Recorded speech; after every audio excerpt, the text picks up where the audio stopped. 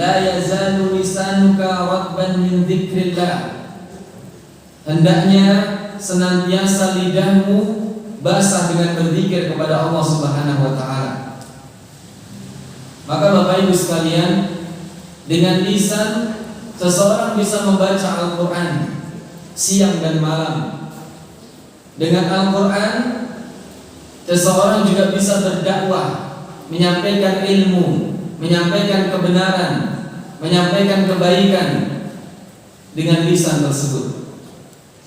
Allah Subhanahu wa taala berfirman, "Wa man ahsanu qawlan min da'a ila Allah wa 'amila shalihan wa qala innani minal muslimin." Dan siapa yang lebih baik perkataannya daripada orang yang menyeru kepada Allah dan mengerjakan kebajikan, dan dia berkata, sungguh aku termasuk orang-orang muslim yang berserah diri. Maka ini Bapak Ibu sekalian, kenikmatan yang Allah Subhanahu wa taala berikan kepada hambanya berupa lisan, hendaknya ia pergunakan untuk kebaikan, untuk menyampaikan kebaikan, untuk berzikir kepada Allah Subhanahu wa taala yang akan memberikan banyak manfaat, akan menghasilkan atau memberikan pahala yang sangat banyak di sisi Allah Subhanahu wa taala. Akan tetapi Bapak Ibu yang dirahmati Allah Subhanahu wa taala, dengan lisan sebaliknya, dengan lisan seseorang bisa mendapatkan dosa yang sangat besar. Lisan bisa sangat berbahaya jika tidak kita jaga. Bahkan bahaya yang ditimbulkan oleh lisan kita akan lebih besar daripada bahaya yang ditimbulkan oleh anggota tubuh kita yang lainnya. Nabi SAW bersabda, "Al-muslimu man salimal muslimuna min lisanihi wa yadihi." Seorang muslim adalah orang yang kaum muslimin yang lainnya selamat dari lisan dan tangannya. Di dalam hadis ini Nabi kita sallallahu alaihi wasallam mendahulukan penyebutan kejahatan lisan daripada kejahatan tangan. Kenapa demikian? Karena bahaya yang ditimbulkan dari kejahatan lisan lebih besar daripada bahaya yang ditimbulkan oleh tangan dan kaki. Apabila tangan dan kaki ini hanya bisa menyakiti seseorang apabila ia dekat, ya, akan tetapi jika lisan mampu menyakiti orang dari jarak yang sangat jauh, bahkan orang yang sudah meninggal di dalam kuburnya tidak luput dari kejahatan lisan, maka bisa disakiti dengan lisan. Maka inilah bahaya yang ditimbulkan ketika seseorang tidak menjaga lisannya. Maka banyak dosa-dosa yang besar yang disebabkan oleh lisan. Di antaranya adalah dusta atau berbohong, tidak jujur, dan perbuatan dusta adalah dosa yang sangat besar. Nabi SAW bersabda yang artinya, jauhilah kebohongan, sebab kebohongan menggiring kepada keburukan, dan keburukan akan menggiring ke dalam neraka. Dan sungguh jika seseorang berbohong dan terbiasa dalam kebohongan hingga di sisi Allah dia dicatat sebagai seorang pembohong, maka inilah yang menjadikan kebohongan itu merupakan dosa yang sangat besar. Maka hendaknya kita senantiasa berhati-hati dengan ucapan kita. Demikian pula dosa yang ditimbulkan dari lisan adalah ghibah. yakni membicarakan kejelekan orang lain. Ini adalah dosa yang sangat besar yang ditimbulkan oleh lisan. Begitu pula dengan namimah atau mengadu domba, menebar kebencian di antara kaum muslimin. Dosa besar yang lain yang ditimbulkan oleh lisan adalah berkata-kata tentang agama Allah tanpa ilmu. Dan inilah perbuatan dosa yang besar ketika seseorang berkata tentang agama Allah tanpa didasari dengan ilmu. Maka Allah Subhanahu wa taala berfirman di dalam surat Al-Baqarah ayat yang ke-169. A'udzu billahi minasyaitonir rajim. Innama ya'murukum bis-su'i wal fahsya'i wa an taqulu 'ala Allahi ma la ta'lamun. Sesungguhnya syaitan itu hanya menyuruh kamu agar berbuat jahat dan keji dan mengatakan apa yang tidak kamu ketahui tentang Allah Subhanahu wa taala. Maka inilah dosa yang ditimbulkan oleh lisan-lisan manusia. Dan tentunya banyak dosa-dosa besar yang menyebabkan manusia terjerumus ke dalam neraka jahanam karena disebabkan oleh lisannya. Oleh karenanya Rasulullah SAW bersabda, dan sungguh seorang hamba akan mengucapkan kalimat yang dibenci oleh Allah, suatu kalimat yang ia tidak memperdulikannya, namun dengannya Allah melemparkannya ke dalam neraka jahanam. Abu Bakar radhiyallahu anhu pernah memegang lisannya dan mengatakan, inilah yang banyak menjerumuskanku dalam kesalahan. Oleh karenanya Bapak Ibu yang dirahmati Allah Subhanahu wa taala, Nabi kita sallallahu alaihi wasallam pernah berkata kepada Mu'adz bin Jabal radhiyallahu anhu, tahanlah lidahmu. Maka Mu'adz bertanya, wahai Nabi Allah, wahai Rasulullah, apakah sungguh kita akan diazab disebabkan oleh perkataan yang kita ucapkan? Maka beliau sallallahu alaihi wasallam menjawab, celakalah kamu wahai Mu'adz, ibumu kehilanganmu wahai Mu'adz. Tidaklah manusia itu disungkurkan ke dalam neraka. Tidaklah manusia itu disungkurkan ke dalam neraka jahanam di atas muka dan hidung mereka, melainkan karena hasil ucapan lisan mereka, kata Rasulullah sallallahu alaihi wasallam. Maka jamaah kaum muslimin rahimakumullah, hendaknya kita senantiasa menjaga lisan kita agar kita selamat dari azab Allah Subhanahu wa taala. Karena lisan yang paling banyak menjerumuskan manusia ke dalam dosa dan kesalahan. Maka hendaknya kita berhati-hati dengan lisan. Sebagaimana telah kita sebutkan bahwa lisan akan seseorang bisa mendapatkan pahala yang besar di sisi Allah Subhanahu wa taala, akan tetapi di sisi lain lisan juga banyak menjerumuskan manusia ke dalam neraka jahanam. Maka hendaknya kita berhati-hati menjaga lisan kita. Jangan sampai kita berdusta, berbuat kedustaan. Jangan sampai kita menghibah saudara kita, mencaci maki saudara kita, mengatakan sesuatu yang tidak benar tentang saudara kita. Ingatlah semua akan kita bertanggungjawabkan di sisi Allah Subhanahu wa taala. Maka sungguh di sana ada sebuah ibadah yang terlupakan, ibadah yang dilupakan oleh banyak kaum muslimin. Ibadah tersebut tidak kalah mulia dengan ibadah mengucapkan kata-kata yang baik.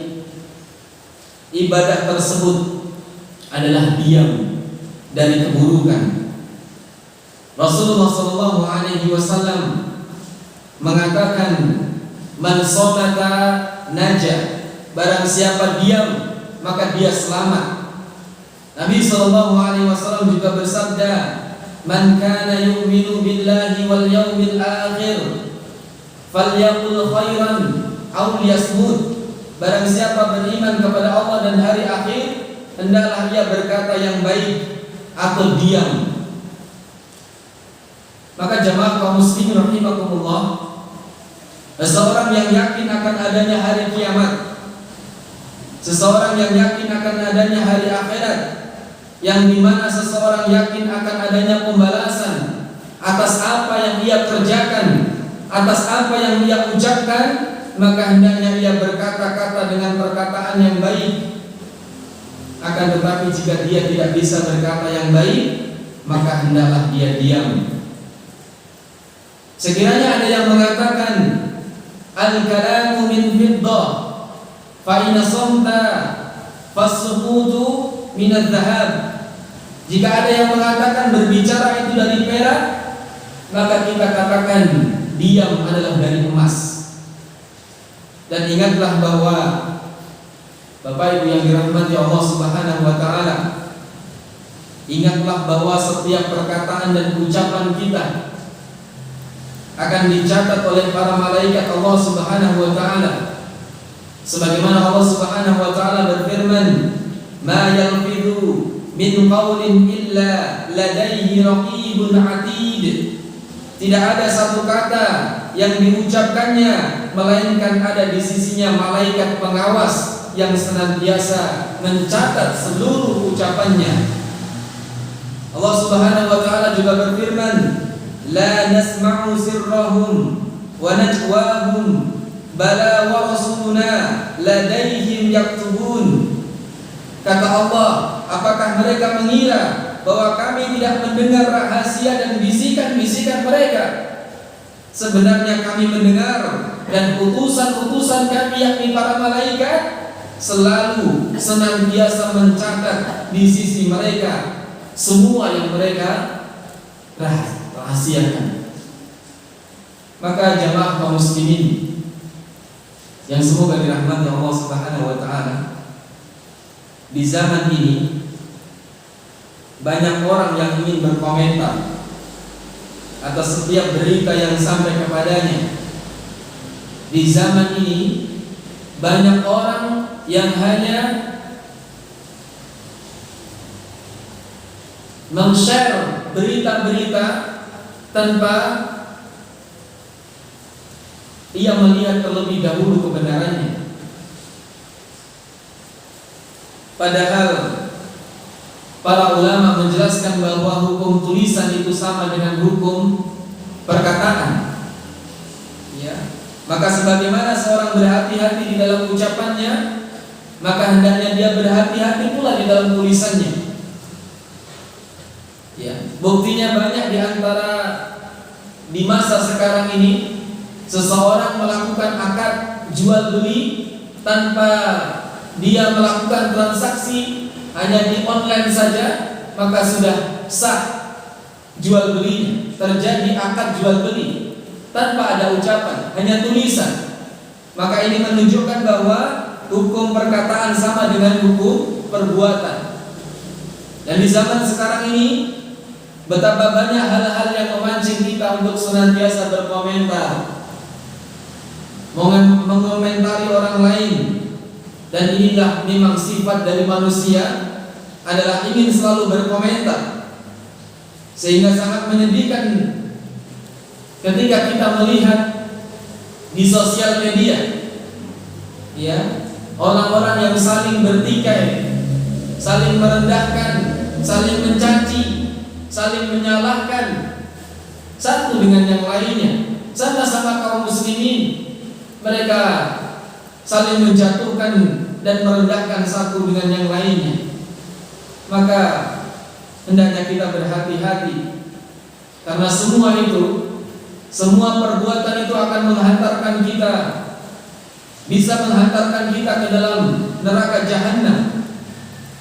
Di dalam sebuah hadis yang diriwayatkan oleh Imam Bukhari, Rasulullah SAW melihat seseorang yang diazab di alam barzakh, di dalam kuburnya, yakni dia didudukkan kemudian disobek mulutnya hingga tengkuknya di bagian kanan, maka berdarah mulut itu. Kemudian dia berpindah ke sebelah kiri dan menyobek mulut yang kiri sampai di tengkuknya. Kemudian dia kembali berpindah ke sebelah kanan, maka bagian kanan telah utuh kembali. Maka dia sobek kembali dan dia berpindah ke sebelah kiri, dan di sebelah kiri bibirnya atau mulutnya telah utuh kembali, maka disobek kembali hingga di tengkuknya.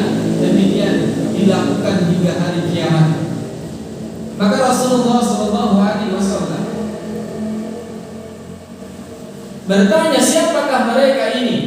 Maka dijelaskan kepada beliau, adapun yang kamu lihat mulutnya disobek dengan besi adalah mereka para pendusta, yang mereka berbicara dengan satu kedustaan, lalu kedustaan itu di-share, disebar ke seluruh manusia dan seluruh manusia mengetahuinya, maka dia disiksa dengan demikian itu hingga hari kiamat. Semoga Allah Subhanahu wa taala menjaga kita semua. Maka jamaah kaum muslimin rahimakumullah, jangan sampai kebencian seseorang terhadap orang yang lain, kebencian seseorang terhadap suatu kaum,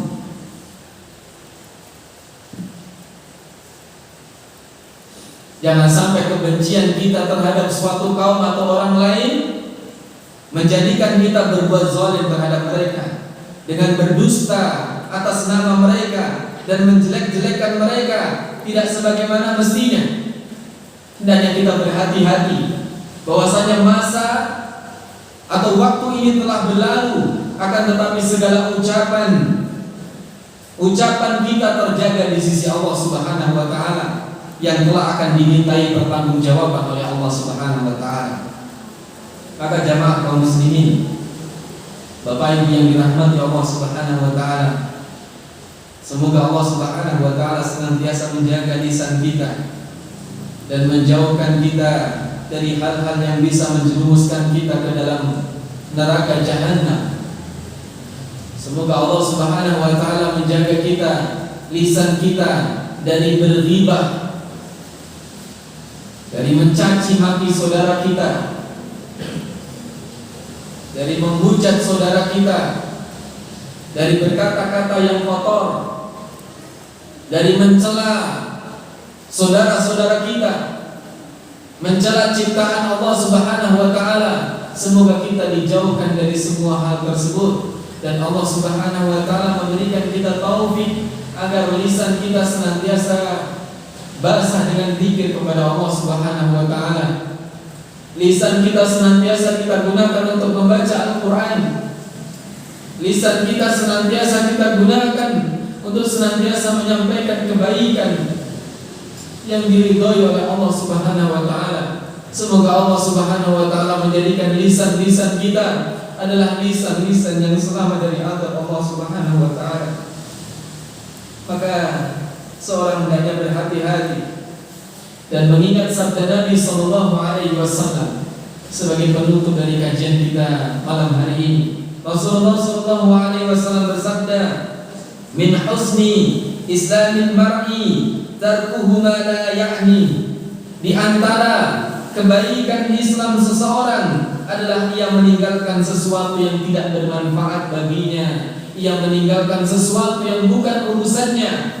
Maka dengan demikian, maka semoga Allah Subhanahu wa taala senantiasa menjaga diri kita dari keburukan-keburukan. Semoga Allah Subhanahu wa taala senantiasa memberikan kita taufik. Subhanallahumma wa bihamdika, asyhadu an la ilaha illa anta, astaghfiruka wa atubu ilaik. Demikian kiranya yang bisa kami sampaikan di kesempatan malam hari ini. Semoga bermanfaat dan mohon maaf jika ada kesalahan dan kekurangan dari apa yang kami sampaikan. Wassalamualaikum warahmatullahi wabarakatuh.